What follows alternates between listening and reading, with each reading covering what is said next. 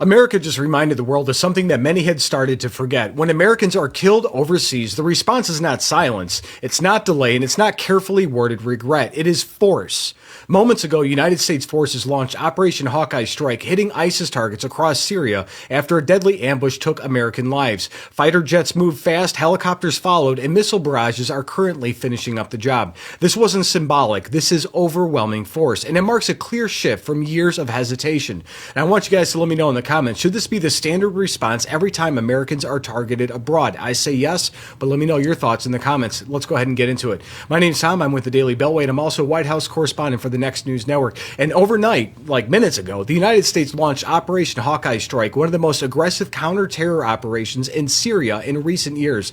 The strikes targeted ISIS positions, weapons, storage sites, and operational hubs following a deadly ambush that killed 2 American service members and a civilian interpreter during a joint patrol near Palmyra. Military officials say the goal was simple: to remove the threat quickly and send a message that attacks on Americans will be answered immediately. Check this out. Breaking now. We begin tonight with President Trump's response to last week's killing of 2 American service members and a civilian interpreter in Syria.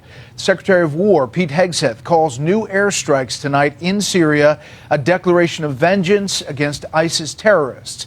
We have Fox team coverage on the breaking story. Trey Yanks is in Tel Aviv with reaction to the strikes, and Chief National Security Correspondent Jennifer Griffin starts us off with what we know here in Washington. Good evening, Jennifer. Good evening, Brett. A senior U.S. official tells Fox the U.S. military has struck more than 50 ISIS targets in the past 2 hours following the president's order to, quote, hit them hard after the killing of 3 Americans Saturday, 2 members of the Iowa National Guard and their civilian translator, by a member of the Syrian security forces. U.S. Central Command launched a massive strike on dozens of ISIS targets in an operation called Operation Hawkeye Strike.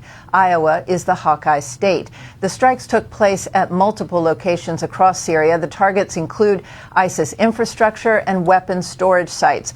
Pentagon Chief Pete Hegseth tweeted, quote, this is not the beginning of a war. It is a declaration of vengeance. The United States of America under President Trump's leadership will never hesitate and never relent to defend our people. Sergeant William Nate Howard, 29, of Marshalltown, and Sergeant Edgar Torres Tovar, 25, of Des Moines, and their civilian interpreter, Ayad Mansour Sakat of Michigan, returned home in a dignified transfer Wednesday at Dover Air Force Base in Delaware, where they were met by the president.